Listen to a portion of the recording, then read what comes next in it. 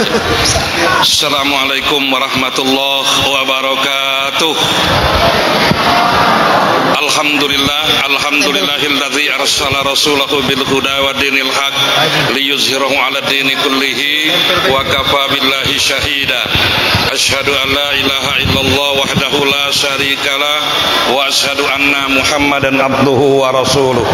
Allahumma shalli 'ala Muhammad wa 'ala alihi wa sahbihi ajma'in. Qala Allah ta'ala fi kitabil Qur'anil Karim, a'udzu billahi minasyaitonir rajim. Bismillahirrahmanirrahim. Subhanalladzi asra bi 'abdihi lailam minal masjidil harami ilal masjidil aqsa alladzi barakna haula linuriyahu min ayatina innahu huwas samiul basir. Yang saya hormati Ketua Pengurus Masjid Amal Bapak Dr. Haji Ikral SAG MM. Beliau ini senior aku Pak, bos aku ini. Kalau bos lado tuh segala gawe beres segala. Alhamdulillah. Yang saya hormati Bapak Dr. Anas Haji Sarjana. Alhamdulillah. Lemak nih yang jadi beliau nih. Tidak perlu sekolah pasti sarjana. Alhamdulillah. Yang saya hormati Ustadz M. Khalil, sahabat saya. Yang saya hormati Qori kita tadi, alhamdulillah Ustadz Husni Mubarak, sering ketemu dengan beliau dalam acara. Yang saya hormati Bapak Babin Kamtipmas, alhamdulillah hadir. Seluruh pengurus, bapak-bapak, ibu-ibu, para orang tua saya, guru-guru saya, hadirin sekalian yang insya Allah semuanya dimuliakan, diberkati, dirahmati, diridhoi oleh Allah Subhanahu wa Ta'ala. Mari kita senantiasa memanjatkan rasa puji dan syukur kita kehadirat Allah Subhanahu wa Ta'ala. Kemudian selawat dan salam senantiasa kita sanjungkan ke hadapan junjungan kita Nabi besar Muhammad sallallahu alaihi wasallam. Aku baru dapat informasi sore tadi bahwa ternyata daerah kita ini ada beberapa RT di lingkungan masjid ini. Beberapa waktu yang lalu telah diadakan survei oleh sebuah lembaga independen. Hasil survei itu menunjukkan bahwa ternyata masyarakat di daerah sini di atas 90% itu menginginkan kalau ceramah itu pendek-pendek baik. Itu hasil survei. Jangan khawatir. Aku semalam di Masjid At-Taufik Tanjung Barangan cuman 35 menit ceramah Isra Mi'raj. Malam ini pacak lebih pacak kurang. Ngingok keadaan. Aman bapak ibu balik galau, tak mungkin aku ceramah dewean. Hadirin yang kami hormati, 27 Rajab 15 abad yang lalu telah terjadi suatu peristiwa penting yang tercatat dalam sejarah dan diabadikan dalam Al-Quran. Peristiwa Isra dan Mi'raj Nabi besar Muhammad sallallahu alaihi wasallam. Dan itu terjadi pada tahun ke-11 daripada kerasulan Muhammad. Isra menurut bahasa artinya perjalanan di malam hari. Maka setiap yang berjalan malam itu Isra. Bapak ibu dari rumah tadi malam-malam berjalan ke sini, Isra namanya. Siskamling, malam-malam keliling kampung, Isra namanya. Cuman yang main gap malam-malam bukan Isra, karena main gap tidak ada berjalan. Kalau minta kata ke Isra, bawa meja gapnya berjalan, Isra. Tapi yang maksud Isra di sini perjalanan Rasulullah dari Masjidil Haram di Mekah ke Masjidil Aqsa di Palestina, yang sekarang lagi catat senjata dengan Israel. Dari situ Rasul naik, singkat begitu cerita, sampai ke langit yang ketujuh. Kata Jibril, Muhammad, aku stop ngantar kau batas ini baik. Ngapo aja Rasul? memang SK ku batas ini, kata Jibril. Kau lajulah. Walaqad ra'ahu nazlatan ukhra inda sidratil muntaha. Muhammad melihat Jibril dalam bentuknya yang asli untuk yang kedua kalinya pada saat di Sidratil Muntaha.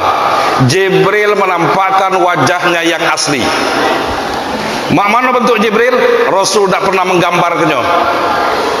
Hanya kata para ulama, Jibril itu dapat menyerupai apa saja.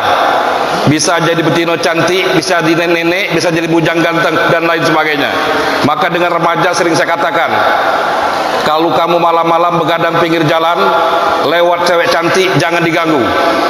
Kaki kamu ganggu, kamu tercubit di Jibril, babak belur kamu. Muhammad naik satu tingkat lagi, namanya mustawa. Idh yaghsha sidrata ma yaghsha. Pada saat itu di atas Sidratul Muntaha itu diliputi oleh sesuatu yang meliputi. Apa yang meliputinya? Para ahli tafsir berbeda pendapat. Ada yang mengatakan seperti gumpalan-gumpalan awan yang begitu indah. Wajar kalau di langit yang ketujuh itu indah. Tak usah di langit yang ketujuh, Pak. Langit yang pertama indahnya luar biasa. Karena menurut Quran, bintang ke bintang, bulan, matahari, seluruh planet itu baru pada lapisan langit yang pertama. Neil Armstrong dan Edwin Aldrin pada saat mendarat di bulan, begitu menginjakkan kaki ke bulan, dia berkata, Tuhan alangkan indahnya. Siapa yang menciptakannya? Dia tidak menyatakan ya Allah, karena pada saat itu belum Islam. Ibu-ibu, kalau baca cerita tentang di bulan, ingin sekali-sekali kalau sedang liburan jalan-jalan ke bulan.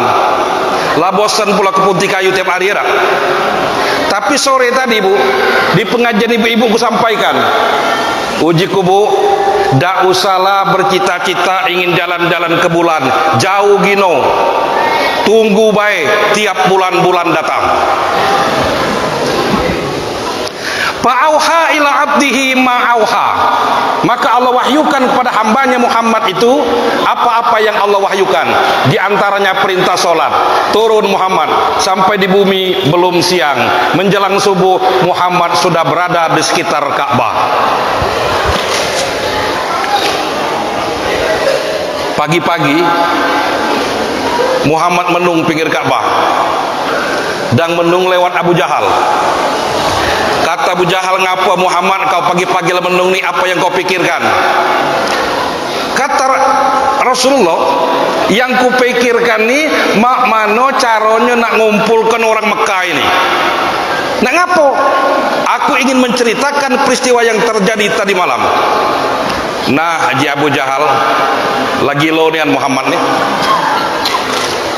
Inilah kesempatan orang tidak akan percaya lagi kepada Muhammad. Maka kata Abu Jahal, Muhammad kalau macam itu kau tunggulah di sini, pacaklah aku ngeliling kota Mekah ini. Pucuk dicinta ulam tiba.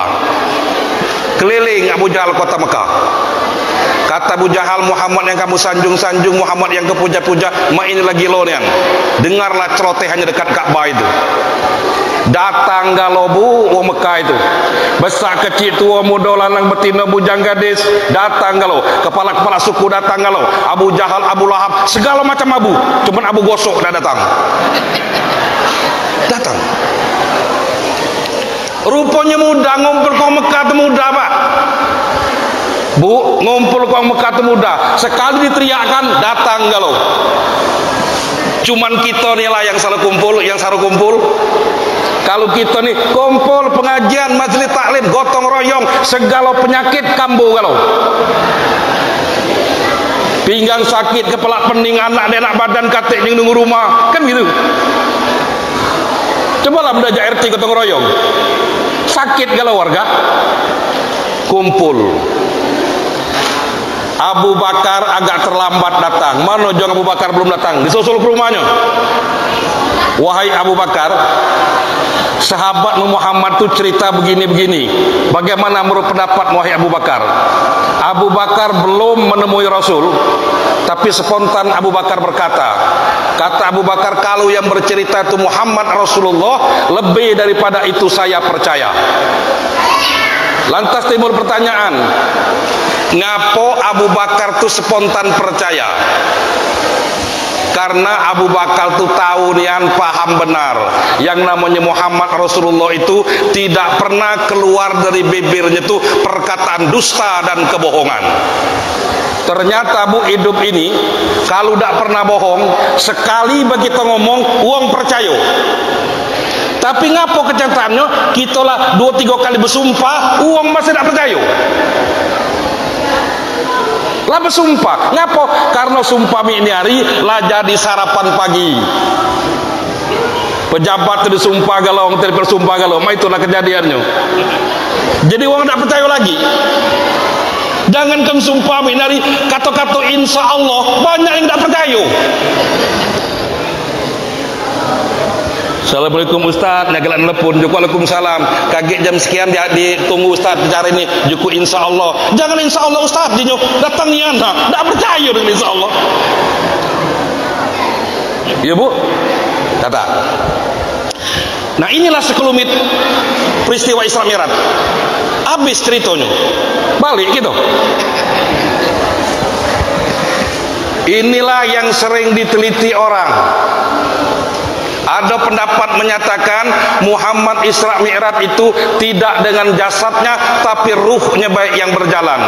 Berdasarkan hadis riwayat Siti Aisyah, kata Siti Aisyah, malam 27 Rajab saya tidak kehilangan jasad Rasul.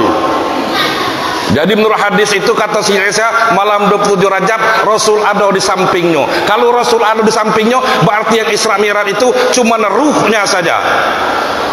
Tapi hadis itu tidak bisa diterima. Hadis itu tertolak kebenarannya karena bertentangan dengan fakta sejarah. Karena sejarah membuktikan waktu Rasul Isra Mi'raj Rasulullah belum nikah dengan Aisyah. Khadijah lah meninggal, namanya Amul Husni, tahun duka cita, dengan Aisyah belum nikah. Mana mungkin Rasul tidur dengan Aisyah kalau belum nikah? Ini hari lah banyak setidukan belum nikah tu ini hari. Ini hari datang keruan Pak. Aku 17 tahun jadi P3N. Nah ini bos aku ini. Tahu benar. Ada ibu-ibu, Pak Ustadz, malam ini ya, malam Jumat pacak diatur datang di ngapo? Tolong isi kita usia, aku syukuran nyukur cucung. Ujiku ibu dapat cucung. Iya Ustadz. Yang mana Bu? Yang Ustadz nikahkan dulunya. Ku buka arsipnya. Bu, baru 4 bulan ibu nikah melahirkan. Oi Pak Asep, kalau anak aku bibit unggul kalau nah. Itu mah ini hari. Ini hari. Jadi sekelurahan itu aku ada datanya. Yang 6 bulan melahirkan aku tahu, yang 9 aku tahu, datanya lengkap. Itu. Maka tertolak itu. Seandainya. Nah ini kita berandai-andai dulu Pak. Seandainya memang Rasul sudah nikah dengan Aisyah, mungkin baik malam itu Aisyah salah pegang, nak megang Rasul terpegang di bantal guling. Jadi ibu-ibu kalau malam-malam megang bapak jangan dipegang-pegang baik, dijingok nian bapak apa bukan. Kaki bapak norok bantal, bapak isra malam-malam kan gitu. Tuh, keyakinan kita menyatakan bahwa memang Rasul itu utuh, Isra Mi'raj itu dengan ruh dan jasadnya. Karena kata para ahli, kalau ruh saja biasanya Quran memakai kata ruh, kulir ruhu min amri rabbi, itu kalau ruh.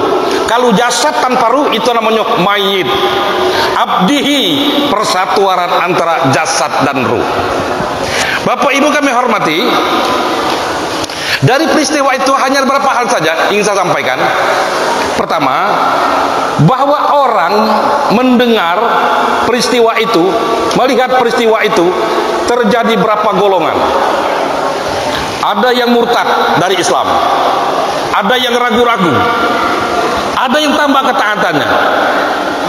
Kelompok itu Pak sampai sekarang ini masih jingok pada masyarakat. Kadang kita bingung dengan bapak itu. Dikata ke Islam tidak pernah ke masjid, dikata ke Kristen tidak pernah ke gereja. Hidup ini hadapkan dengan pilihan-pilihan.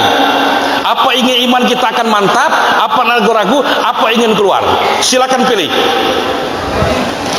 Allah hanya menyediakan dua jalan saja di atas dunia ini. Yang baik, yang benar, yang bagus, yang lurus, yang Allah redhoi. Kalau jalan ini yang kita tempuh, insya Allah di ujung perjalanan nanti akan bertemu namanya jannah, surga. Atau jalan yang jahat, yang buruk, yang bengkok, yang Allah murkai. Kalau jalan yang kita pilih, lajulah kalau sanggup nian, nanti mendekam dalam neraka. Silakan pilih. Alat untuk milihnya sudah Allah berikan. Pertama, zalikal kitabul la raiba fi hudal lil muttaqin. Ini Quran, kata Allah. Ada para nabi dan rasul untuk memberikan petunjuk, bimbingan sekaligus contoh tauladan. Di sekitar kita, di RT kita, di masjid kita, di kampung kita, ada ulama, kiai, ustad, tempat kita bertanya kalau kita tidak ngerti. Fas'alu ala dzikri in kuntum la ta'lamun. Puji Tuhan, kamu tuh bertanya dengan orang yang ngerti. Aman kamu tidak ngerti. Ini awak bengak bertanya tidak galak. Kan bertanya kata Allah. Kemudian diri kita ini punya akal, punya hati, punya perasaan. Semuanya itu untuk menentukan sikap jalan mana yang akan kita pilih dalam hidup ini. Dan jalan mana yang kita pilih apa? Allah tidak mengambil keuntungan sedikit pun dan Allah tidak dirugikan. Maka itu Bu, dalam hidup ini kita jadi wong taat, ahli ibadah, rajin ke masjid, rajin baca Quran, rajin wirid, rajin zikir, jalin sedekah. Kita jadi orang yang soleh dan soleha, Allah sedikit pun tidak untung. Allah sedikit pun tidak untung. Atau tidak mau noleh sama sekali dengan agama apa? Untuk apa agama? Merepot ke hidup baik. Allah sedikit pun tidak rugi. Kita jadi orang baik Allah tidak untung, kita jangan jahat Allah tidak rugi. Sebab Allah tidak memerlukan manusia. Bu, Allah tidak perlu dengan kita. Maka berpikirlah kita pucuk dunia ini. Cuman kita yang perlu dengan Allah. Ya ayuhan nas antumul fuqara'u ilallah. Wahai manusia, kamu yang perlu dengan Allah. Kita yang perlu dengan Allah. Allah tidak perlu dengan kita. Cuman sangat disayangkan kita ini, kalau badan masih sehat, duit masih banyak, seolah-olah tidak perlu dengan Allah. Goodbye my God. Selamat tinggal Tuhan. Bahkan yang lebih parah lagi ada mengatakan God is dead, Tuhan sudah mati. Tapi nanti suatu saat ketika kita sudah terbaring di rumah sakit, harta kita habis dibuat untuk berobat, dokter lah kewalahan nangani kita, baru kita manggil-manggil Allah. Pak, gerem nian Tuhan yang model itu. Puji Tuhan, kau lah terkapar ini baru ingat dengan aku. Dulu mana kau? Kita bahkan model itu kadang-kadang. Umpamanya kita punya 5 saudara, satu di antara saudara kita nih jadi pejabat, jadi orang berduit, jadi berpangkat. Selama jadi orang hebat nih, tidak pernah nak sanjo dengan kita, walaupun kita dulur tuanya. Kita ke rumah dia cacat tidak tahu, apalagi bininya merengut terus dengan kita. Begitu dia lengser, nyelonong dengan hari kita, ada perasaan berdetak di hati. Kau lama ini baru ingat dengan dulur, lama ini baru ingat dengan keluarga. Dulu mana kau? Kan gitu.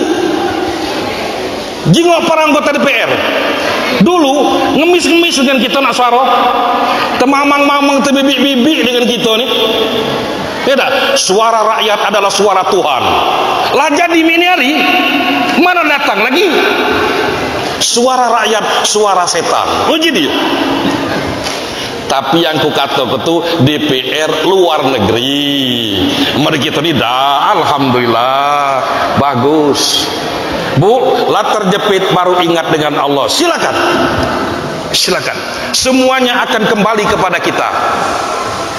Kita hidup pucuk dunia nih Bu, persis dalam mall. Kalau ibu masuk dalam mall, di situ serbu ada makanan, pakaian, segala ada.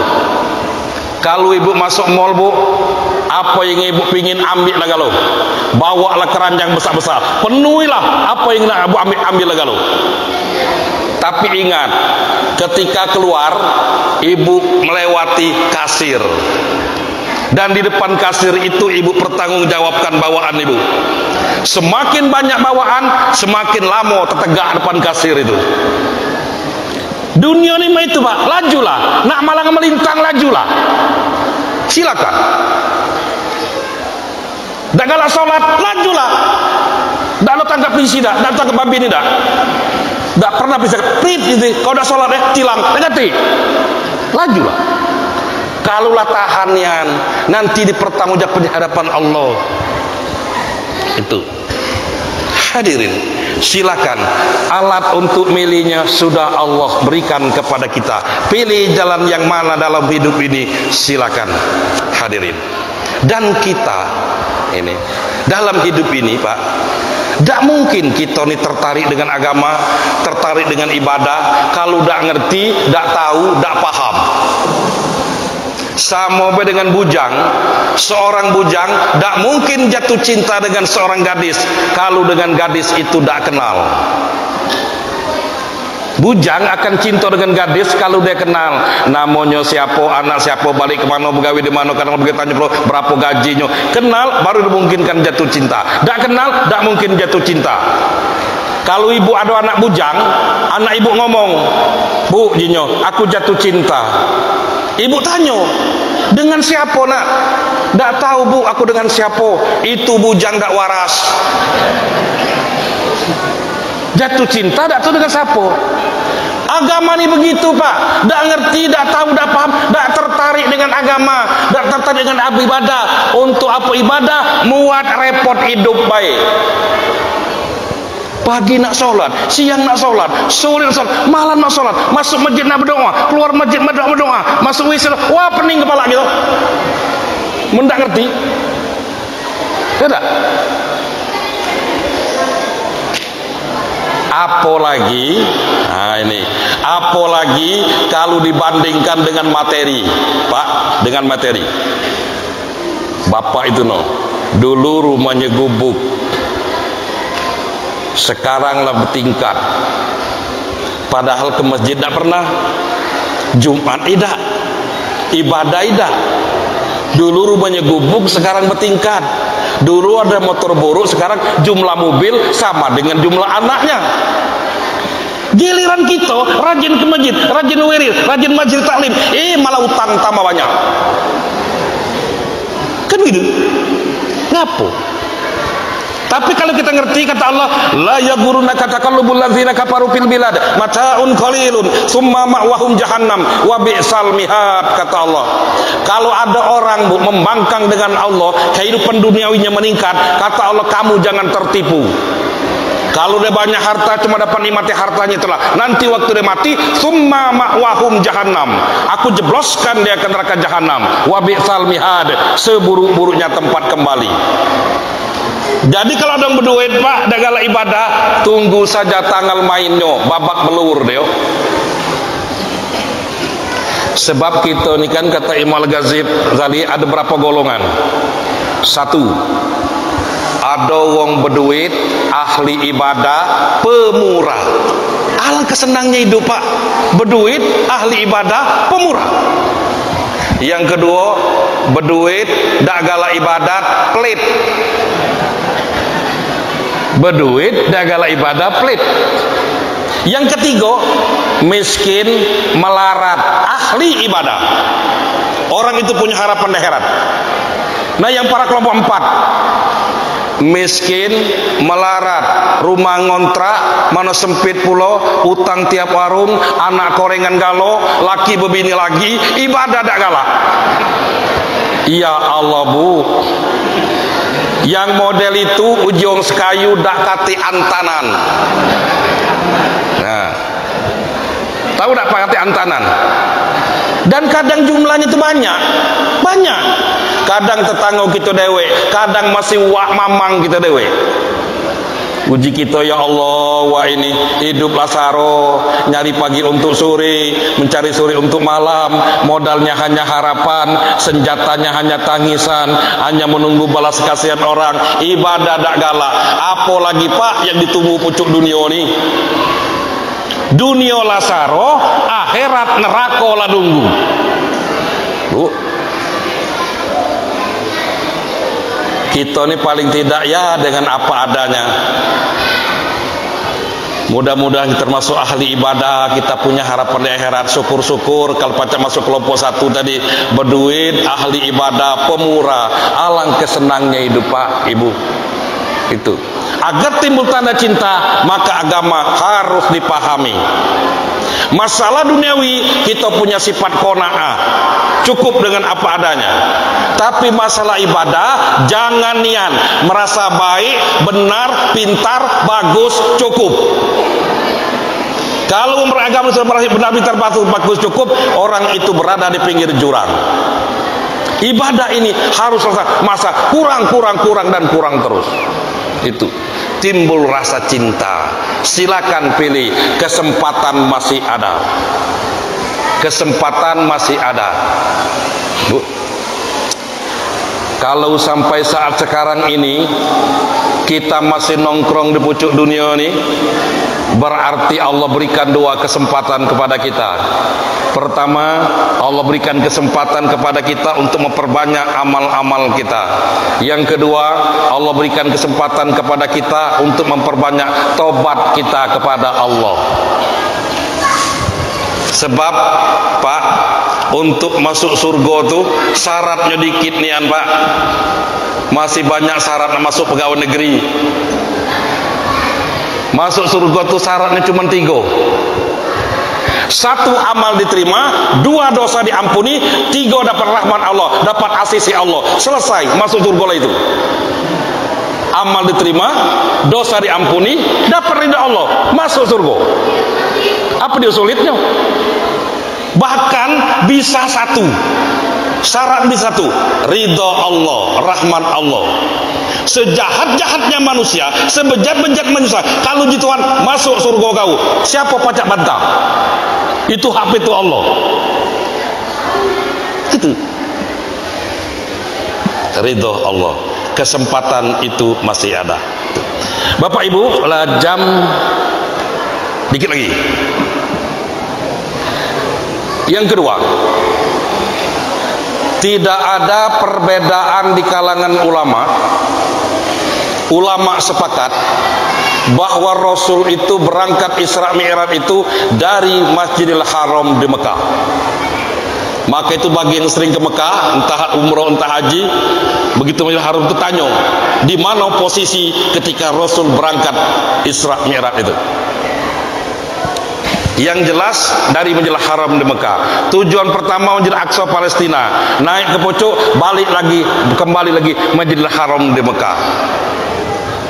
Timbul pertanyaan, ngapo Rasul tuh nak berangkat Isra Mi'raj nak dari masjidnya, balik lagi ke masjid lagi? Bisa saja berangkat dari rumah, balik lagi ke rumah.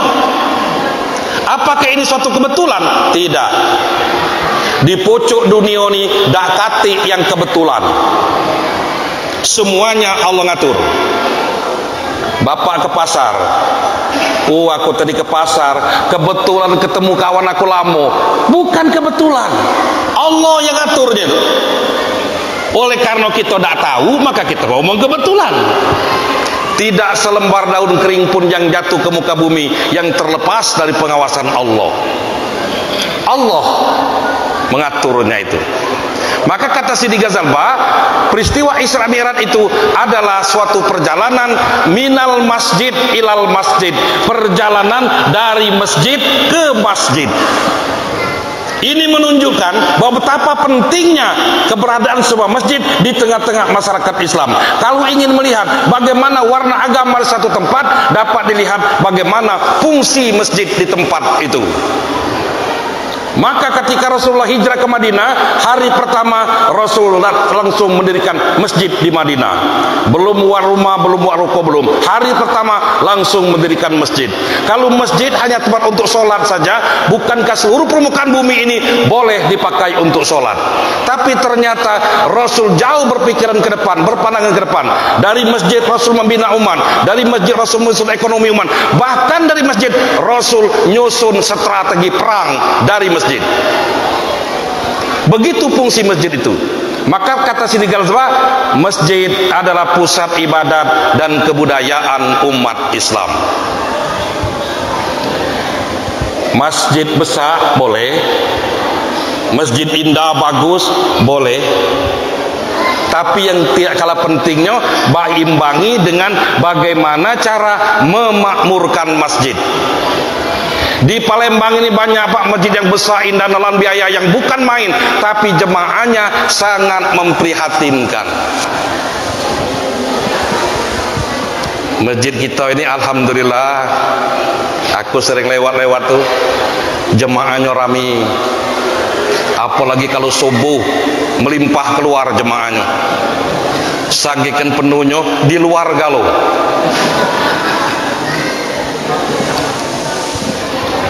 Semalam pengurusnya nanyo, Ustadz dinyo, mak manolah cara nak makmur ke masjid kami ini? Gampang juga. Masjid amal ini Pak, nak banyak jemaahnya subuh paling gampang.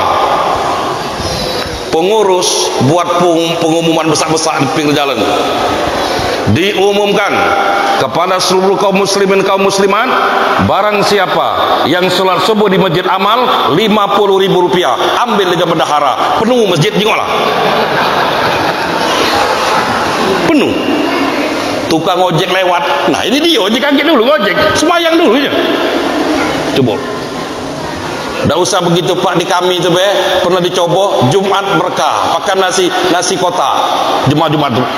Jumat ke depannya Pak jam 11 lah penuh masjid. Tidak. Tapi cukup Pak, semalam tuh kau ngomong ke paling tidak penggeraknya tuh pengurus. Jangan masjid dekat kami itu awak pengurus tidak pernah ke masjid. Wong nanyo, ada apa di masjid rame-rame acara apa? Entah, tak tahu akunya. Awak pengurus masjid. Tidak. Kalau pengurusnya wong 10 Pak, datang maghrib kalau lah 10 jemaah. Kalau dia bawa istrinya lah 20 jemaah. Itu kalau istrinya 1. Kalau seluruh pengurus istrinya 4 kalau 40 jemaah penuh masjid. Ya siapa tahu ada keluar peraturan Menteri Agama, ada Pak Haji. Peraturan Menteri Agama nomor sekian, barang siapa yang diangkat menjadi pengurus masjid harus beristri 4. Nah, kurasa banyak yang di pengurus masjid. Tidak. Innama ya'muru masajid Allah man amana billahi wal yawmil akhir wa aqamas shalah wa ataz zakah wa lam yakhsha illallah fa asa ulayakunu minal muhtadin. Sesungguhnya orang yang galak ke masjid itu, kata Allah, ada 2 keuntungan. 1, walam yakhsha illallah. Dia tidak punya rasa takut kecuali takut dengan Allah. Tak takut miskin, tak takut bangkrut, tak kata rasa takut kecuali dia takut dengan Allah. Maka janganlah Pak ibu-ibu nah, ibu-ibu yang sering ke masjid, tenang pembawaannya. Musim hujan tenang, musim kemarau tenang, bulan muda tenang, bulan tua tenang, suami di rumah tenang, suami pergi tenang. Lama suami pergi berbulan-bulan, begitu pulang bawa istri baru, tenang dia. Yang kedua, kalau dia dapat kesulitan, Allah berikan jalan keluarnya. Itu orang yang sering ke masjid. Cuman memang ke masjid ini paling berat. Maka tidak semua orang Allah berikan kemampuan untuk ke masjid. Ada orang sanggup membawa keluarganya liburan ke Eropa sana, Paris segala macam, tapi tidak sanggup ngajak keluarganya untuk ke masjid. Ada orang badannya kekar, atletis, sanggup dia mendaki gunung, tapi tidak sanggup dia berjalan ke masjid. Ada orang yang tiap pagi maraton Pak, dari lorong ke lorong begitu berjalan kaki, tapi tidak sanggup kakinya melangkah ke masjid. Maka itu tidak semua orang ke masjid. Itu. Mari masjid kita ini kita makmurkan. Sudah saatnya sekarang ini, apalagi generasi muda Islam, let's back to the mosque. Ngerti tak Pak? Aku juga tidak ngerti Pak Abdiyo. Saatnya kita kembali ke masjid. Ya Bu, makmurkan masjid kita ini. Bapak Ibu hadirin kehormati, yang ketiga yang terakhir. terakhir. Nah, setengah 10. Ada perbedaan di kalangan ulama. Katanya Rasul Isra Mi'raj itu bukan menerima perintah sholat. Rasul Isra Mi'raj itu bukan menerima perintah sholat, tapi linuriyahu min ayatina. Allah ingin memperlihatkan sebahagian daripada tanda-tanda kebesaran Allah. Jadi Isra Mi'raj itu katanya Rasul bukan menerima perintah sholat, tapi menerima SK bahwa sholat itu yang wajib 5 kali.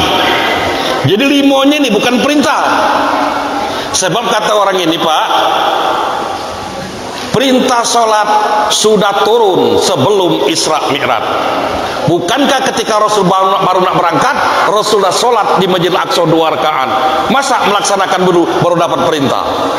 Uji wong itu. Ada. Bapak pacar cek lagi di rumah. Buka asbabun nuzul. Tahun berapa perintah sholat, tahun berapa Isra Mi'raj? Kan kelihatan. Tuh. Yang kedua kata wong ini, Pak, sebab ada hadis yang panjang, sholat itu pertama diperintahkan 50 kali sehari semalam.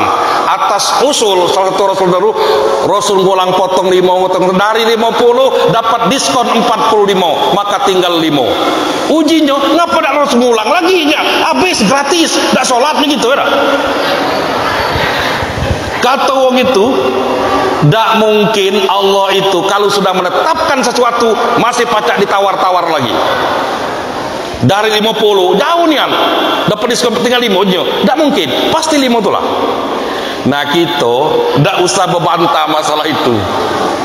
Tidak usah membantah. Yang penting bagi kita urusi yang ada ini baik. Tuh, urusi yang ada ini baik. As-salatu mi'rajul mu'min. Salat itu adalah mi'rajnya orang mukmin. Kalau kita ingin mi'raj itu, maka itulah pelaksanaan salat. Maka di rumah kaget buka buku pelajaran salat. Bacaan tahiyat itulah dialog Allah dan Rasulnya. Maka ketika kita salat itu seolah-olah kita sedang berdialog dengan Allah. Ada sahabat dari tempat wudhu nak menuju tempat sholat, mukanya merah seperti orang ketakutan. Sahabatnya kawannya nanya, ngapo kau ketakutan nih? Kau nak tahu tak? Begitu aku angkat takbir nanti, dengan siapa aku berhadapan? Aku berhadapan dengan Allah. Di seluruh aktivitas hidup kita ini, kita yang paling dekat dengan Allah pada saat kita sholat, dan di dalam sholat yang paling dekat dengan Allah bahwa sajidu pada saat kita sujud. Maka pada saat kita sujud itulah kita paling dekat dengan Allah. Maka ada orang yang sujudnya lamonian karena ingin lama-lama dekat dengan Allah. Cuman dengan kawan-kawan aku sama Ustaz ngomongkan, menak sujud lamo juku sholat dewean. Menak jadi imam yang wajar-wajar sajalah. Ada jemaah subuh dekat aku tuh, begitu pulang subuh, saya jadinya, siapa imam subuh tadi? Juga Pak Haji itu. Dah galak lagi aku Pak Haji itu nya. Ujiku ngapa Bu? Tadi katanya sujud terakhir tadi lamonian ujinya. Bu, ujiku, apakah ibu tidak ingin lama-lama dekat dengan Allah? Siapa yang tak galak lama dekat aku digalaknya. Cuman aku nih dan pilek kalau lama sujud tuh meleler galonya pilek aku. Nah apa dah? Tidak. Dulu marbot majak kami tuh Pak, dapat jadwal imam Jumat, subuh Jumat. Tiap kali ada imam baca saja surat sajadah, gemeter kepala lutut Pak. Ada bapak sampai nyampak. Jadi ku ajak berunding. Ujiku Ustaz, memana dosa baca galau-galau? Ujiku 5 ayat sebelum sujud, 5 ayat sudah sujud. Kira pendek baik. Ada baca Ustaz harus galau-galau. Ujiku lajulah. Tak lama dia diberhenti jadi imam. Itu yang wajar-wajar sajalah. Ya, maka itu Bu, pada saat kita sujud itulah kita dapat dekat dengan Allah. Ungkapkan sesuatu keinginan kita kepada Allah. Perbanyaklah doa-doa kita dalam sujud itu. Tapi berdoa dalam sholat harus ada tuntunan, harus dengan bahasa Arab, tidak boleh dengan bahasa kita. Tidak boleh dengan bahasa kita. Jangan seperti masjid Soekarno-Hatta. Maaf kalau ada keluarganya di sini. Masjid Ar-Rizku. Tahu Masjid Ar-Rizku? Yang di belakangnya ada dinas pemadam kebakaran. Tebing. Soekarno-Hatta ini. Pengurusnya telepon. Ustadz, kalau jadwal Jumat Ustadznya dicoret, aku tidak tanggung jawab lagi. Jadi ngapa Pak? Aku berhenti jadi ketua masjid. Ngapa Pak? Padahal masjid itu peresmiannya, itu aku yang ceramahnya. Cuma aku tidak tahu sejarahnya. Itu ustadznya. Yang bangun masjid itu apa itu? Imam subuh. Waktu dia imam subuh, baca kunut, doakan orang Palestina, tapi bahasa Indonesia. Nah, aku bukan soal kunut itu, bahasa Indonesianya itu yang bertanyakan itu. Jadi, Allahumma ya Allah, itu doa kunut. Itu, ketegur marah. 2 kali ketegur mati kemik, dia marah. Maka aku putuskan, aku berhenti jadi ketua masjid. Jadi ku bela ketua MUI waktu Pak masih Pak Saim Meradan. Ceritakan Pak Saim. Nah coba deknya, kau telah dekat situnya, coba rekam aja. Nah, lana nyuruh kita pula, maksud aku trio yang turun dah, jingo itu. Bahasa Indonesia. Jadi kalau dalam sujud terakhir itu ibu ingin berdoa, tidak pakai bahasa Arab, dalam hati saja. Jangan diucapkan bahasa Indonesia.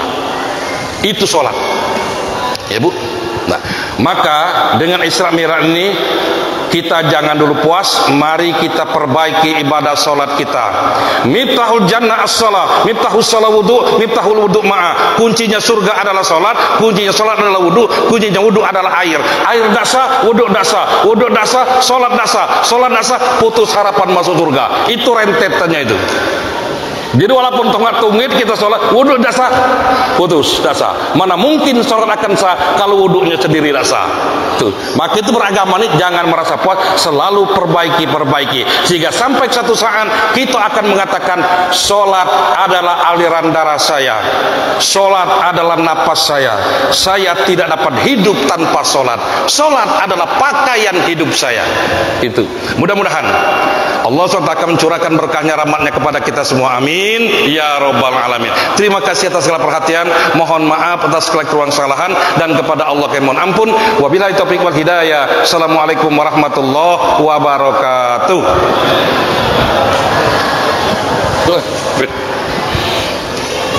Mari kita tutup dengan doa.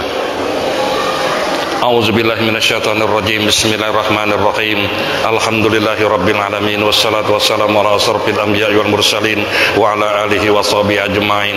Allahumma ij'alna hadza jam'a marhuma wa tafarraqna min ba'di hadza tafarraqan ma'suma. Allahumma inna nas'alukal huda wa tuqa wal afafa wal ghina. Allahumma iftah lana abwabal khair wa abwaban ni'mah wa abwabal barakah wa as-sihah wal afiyah wal quwwah wal jannah. Allahumma sabbina bil iman wa sabbina bil islam wa sabbina bil tauhid wa sabbina bil ma'rifah wa sabbina bi'intika wa sabbina bid din Muhammadin sallallahu alaihi wasallam dari dunia ila daril akhirah. Ya Allah, di tempat suci dan mulia ini kami menanggalkan tangan mau kami niat hati dan harapan. Kami lepaskan segala macam kebesaran dan kesombongan. Kami agungkan nama-Mu, kami besarkan asma-Mu. Kami bersyukur atas segala macam nikmat yang telah Engkau anugerahkan kepada kami. Janganlah ya Allah kekeliruan, kesalahan dan dosa-dosa kami selama ini menyebabkan terputusnya berkah dan rahmat daripada-Mu. Ya Allah, sinarilah sudut hati orang-orang yang berada sekeliling kami agar mereka senantiasa berada di jalan-Mu. Cabutkan dalam hati kami rasa hasad, iri dan dengki. Tanamkan dalam hati kami rasa cinta dan kasih sayang.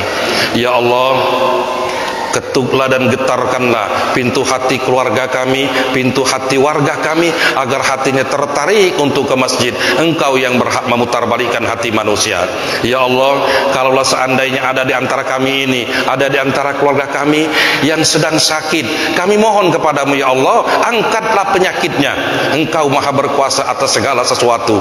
Ya Allah, kalau seandainya ada saat sekarang di antara keluarga kami yang sedang dihimpit oleh kesulitan hidup, kami mohon kepadamu ya Allah, keluarkanlah ya segala macam bentuk kesulitan. Tidak ada yang sulit bagimu ya Allah. Allahumma ansurna fa innaka khairun nasirin. Ya Allah, tolonglah kami, sesungguhnya Engkaulah sebaik-baiknya penolong. Rabbana atina fid dunya hasanah wa fil akhirati hasanah wa qina azabannar. Wa sallallahu ala Muhammad wa ala alihi wa sahbihi ajmain. Subhana rabbika rabbil izzati amma yasifun. Wassalamun alal mursalin walhamdulillahi rabbil alamin. Taqabbalallahu minkum.